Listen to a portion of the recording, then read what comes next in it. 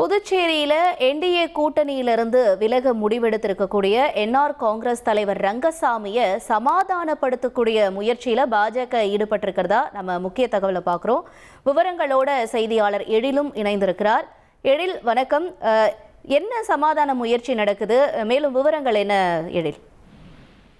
அதாவது தேசிய ஜனநாயக கூட்டணியின் தலைவரும் முதலமைச்சருமான ரங்கசாமியிடம் கடந்த வாரம் தொகுதி பங்கீடு குறித்து பாஜக தேர்தல் பொறுப்பாளர் மான்சிக் பாண்டியா பேச்சுவார்த்தை நடத்தினார்.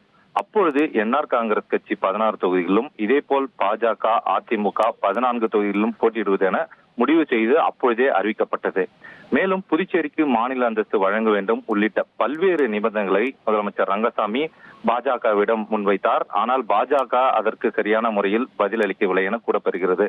நிபந்தனைகள் நிறைவேற்றவில்லை என்றால் கூட்டணியில் இருந்து வெளியேறப் போவதாக முதலமைச்சர் ரங்கசாமி திட்டவட்டமாக பாஜகவிடம் தெரிவித்ததாக தகவல்கள் வெளிவந்தன. மேலும் தேசிய ஜனநாயக கூட்டணியில் இருந்து என்ஆர் காங்கிரஸ் விலகி தாவேகா அல்லது தனித்து போட்டியிடுவது என முதலமைச்சர் ரங்கசாமி முடிவு எடுத்துள்ளதாக கடந்த 2 தினங்களாக தொடர்ச்சியாக தகவல்கள் பரவி வந்தன.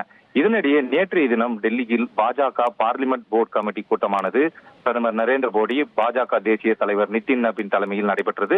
இதில் புதுச்சேரி சார்பில் பாஜக மாநில தலைவர் ராமலிங்கம், சபாநாயகர் செல்வம், அமைச்சர் நமச்சிவாயம் ஆகியோர் பங்கேற்றனர். இந்த கூட்டத்தின் பொழுது முதலமைச்சர் ரங்கசாமி முன்வைத்துள்ள கோரிக்கைகளை நிறைவேற்ற வேண்டும் என அந்த கூட்டத்தில் பேசப்பட்டதாக தெரிகிறது. இந்நிலையில் இன்றைய தினம் முதலமைச்சரின் நிபந்தனைகள் தொடர்பாக பேச்சுவார்த்தை நடத்த டெல்லியில் இருந்து தனி விமானம் மூலம் தேர்தல் பொறுப்பாளர் மான்சிக் பாண்டியா இன்று மதியம் புதுச்சேரி வர உள்ளார். அவருடன் டெல்லி சென்றுள்ள புதுச்சேரி பாஜக மாநில தலைவர் ராமலிங்கம், சபாநாயகர் செல்வம், அமைச்சர் நமச்சிவாயம் ஆகியோரும் புதுச்சேரி வருகின்றனர். இந்நிலையில் பேச்சுவார்த்தை நடத்த வர உள்ள நிலையில் புதுச்சேரி மாநில முதலமைச்சர் ரங்கசாமி அவர்கள் புதுச்சேரியில் இருந்து திருச்செந்தூருக்கு சாமி தரிசனம் செய்வதற்காக புறப்பட்டு சென்றுள்ளார்.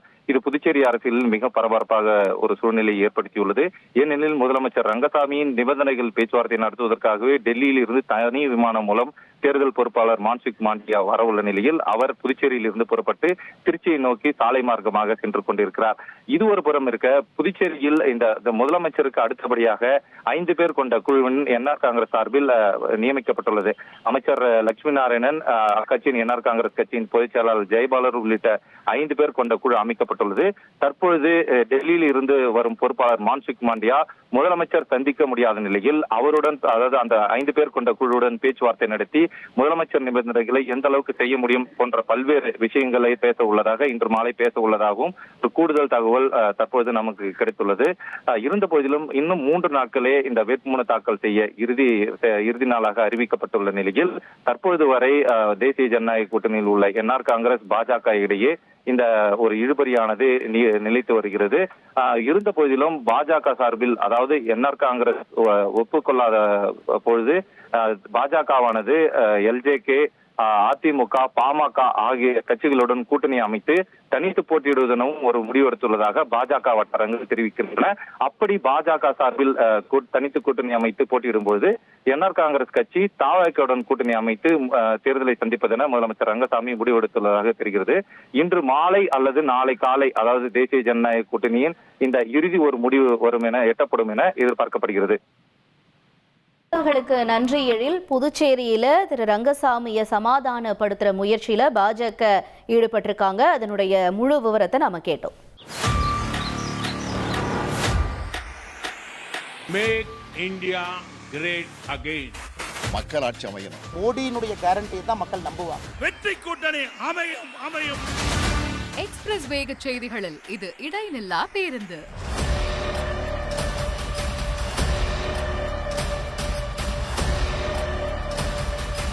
தினமும் காலை 6 முதல் 7 மணி வரை 6 மணி செய்திகள். Break free news.